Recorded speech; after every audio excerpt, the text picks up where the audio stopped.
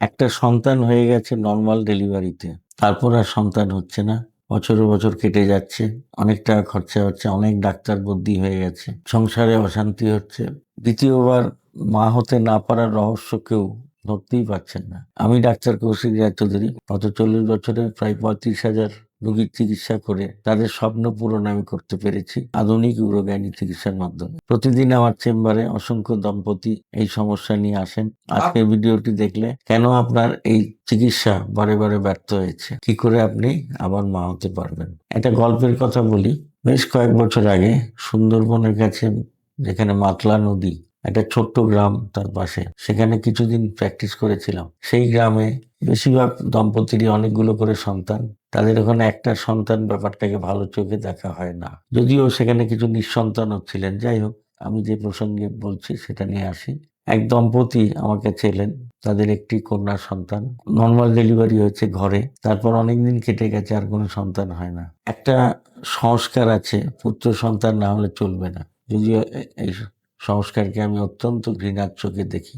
যাই হোক, তারা আমাকে এমন কিছু কথা বলেছিলেন যার কোনো অর্থ আমার কাছে নেই।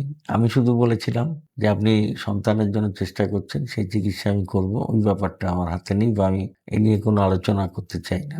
আমি সেই ভদ্রমহিলার কাছে শুনলাম তার পেচ্ছাপের কষ্ট হয়, বারে বারে পেচ্ছাপ হয়, তার পায়খানার কষ্ট আছে, তার সাদা হয়, তার কোমরে অসহ্য যন্ত্রণা হয়, মাসিকেও ব্যথা হয়, মাসিকেরও কিছু কিছু গন্ডগোল আছে, আর সহবাস করলে বিশেষ অসুবিধা হয়। আমি তাকে এক্সামিন করে দেখেছিলাম, পেচ্ছাপের তুলিটা নেমে গেছে, পায়খানা রাস্তা সরে গেছে, জরায়ু পিছন দিকে হেলে গেছে, যাকে বলে রেট্রোভার্টেড ইউট্রাস, জরায়ুর মুখে ঘা আছে, এবং সোনোগ্রাফি করে, টিবিএস সোনোগ্রাফি করে জানা গেল তার ডিম্বাণুর ব্যাপারেও কিছু গন্ডগোল আছে, মানে কিছু সিস্ট আছে ডিম্বাশয়। আমি তারপর তাদের বললাম যেটা সেটা ডায়াগ্রামের মারফত আপনাদের দেখাচ্ছে যে কেন তিনি মা হতে পারছিলেন না। এটা নাভি, এটা তলপেট, এটা মেয়েদের জরায়ু, এটা পেচ্ছাপের থলি, এখানে পর্দা থাকে, এখানে পায়খানা রাস্তা, এখানে পর্দা থাকে, এটা ডিম্বাশয় ডান দিক, ডিম্বাশয় বাঁ দিক, এটা সিদ্ধারাহার, এখান দিয়ে নার্ভ বেরিয়েছে, এটা কিডনি ডান দিক, কিডনি বাঁ দিক, এটা ইউরেটার।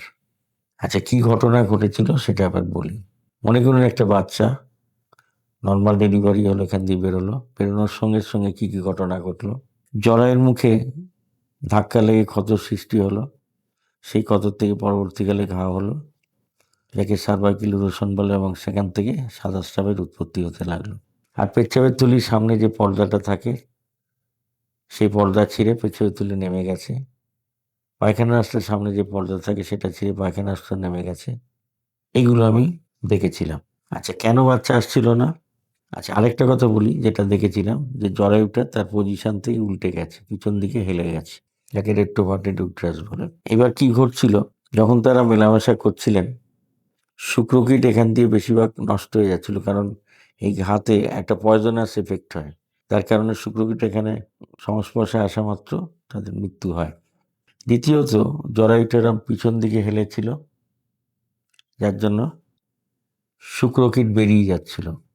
আর ডিম্বাশয়ের সিস্টের কারণে ডিম বেরোতো না, যার জন্য ডিমও নেই, শুক্রকীটও নেই, অতএব বাচ্চার কোনো প্রশ্নই নেই। আমি যেটা করেছিলাম, একটা অপারেশন করেছিলাম। প্রথমে উপর দিয়ে ছোট্ট করে একটু কেটে ডিম্বাশয়কে পরিষ্কার করে দিয়েছিলাম, ডান দিক বাঁ দিক দুদিকেই, যাতে সহজে ডিম বেরোতে পারে। আর নিচ দিয়ে পেচ্ছাপের থলিকে সেট করে দিয়েছিলাম তার অরিজিনাল পজিশনে, পায়খানা রাস্তাকে সেট করে দিয়েছিলাম তার অরিজিনাল পজিশনে, জরার মুখে ঘা পরিষ্কার করে দিয়েছিলাম, জরার ভিতর ময়লা পরিষ্কার করে দিয়েছিলাম। এগুলো করার পরে ডিম ঠিকমতো বেরোতে শুরু করলো, শুক্রকীটও ঠিকঠাক পৌঁছতে লাগলো, যদিও ওনার স্বামীকে কিছু ওষুধ দেওয়া হয়েছিল। পেচ্ছাপের থলিকে সেট করে দেওয়ার জন্য এবং পায়খানা রাস্তাকে সেট করে দেওয়ার জন্য জরাই পজিশন, যেটা রেট্রোভার্টেড হয়ে গেছিলো, সোজা হয়ে গেল, দিয়ে শুক্রকূটের চলাচল ঠিকঠাক হলো, এবং ডিম্বাণুর সঙ্গে ঠিক সময় মিটিংটা হলো, এর জন্য বাচ্চা তৈরি হলো ঠিকঠাক, এবং বাচ্চা ঠিক জায়গা মতো থেকেও গেল। এ প্রসঙ্গে একটা কথা বলি, সেটা হচ্ছে এই যে জরায়ু পিছন দিকে হেলে যায়, যাকে আমি রেট্রোভার্টেড ইউটারাস বলছি, তাতে আরেকটা অসুবিধা হয়। দেখা গেছে বারে বারে বাচ্চা আসছে, নষ্ট হয়ে যাচ্ছে। কেন? কারণ বাচ্চার প্রতিস্থাপন এই পজিশনে হয়, যখন জরায়ু ঠিক পজিশনে থাকে তখন বাচ্চার জরায়ু গ্রোথ হয় এবং বাচ্চার বৃদ্ধি হয় এই ডিরেকশনে, জরায়ু বাড়ে এইভাবে, যেটা প্রেগনেন্সিতে দেখা যায়। আর এই যদি রেক্টোভার্টেড ইউটেরাস হয়ে থাকে তাহলে কি হয়, এখানে বাচ্চায় প্রতিস্থাপন হয়েছে কিন্তু সেই বাচ্চা এই শিরদাঁড়ার খাঁজে আটকে গিয়ে, মানে জরায়ু আটকে গিয়ে বাচ্চার গ্রোথর হয় না এবং স্পন্টেনিয়াস অ্যাবর্শন হয়ে যায়, নিচ দিয়ে জরায়ু ঠেলে বাচ্চাকে বার করে দেয়। এটা কিন্তু খুব কমন কারণ, দুঃখের বিষয় এই কারণটা প্রায়শই চোখ এড়িয়ে যায় এবং ডাক্তারি চিকিৎসা ফেল হয়ে যায়, অনেক কিছু করার পরও তিনি মা হতে পারেন না। এই কথাটা কিন্তু বারবার মনে রাখা দরকার। এবার বলি আমি কি করেছিলাম। আমি ছোট্ট করে অ্যাবডোমেন ওপেন করে, এটা ল্যাপ্রোস্কোপ দিয়ে করা যায়, ডিম্বাশয়কে পরিষ্কার করে দিয়েছিলাম দুদিকে, আর নিচ দিয়ে ভ্যাজাইনার মধ্যে দিয়ে পেচ্ছাপ থলিকে সেট করে দিয়েছিলাম, পায়খানার থেকে সেট করে দিয়েছিলাম এবং জরায়ুর পজিশন রেক্টোভার্সন থেকে সোজা করে দিয়েছিলাম যাতে সহজে শুক্রকীট ঢুকতে পারে এবং বাচ্চা আসলে সে যাতে ঠিকঠাক তার গ্রোথ হয়। এবং তিনি শেষ পর্যন্ত মা হতে পেরেছিলেন।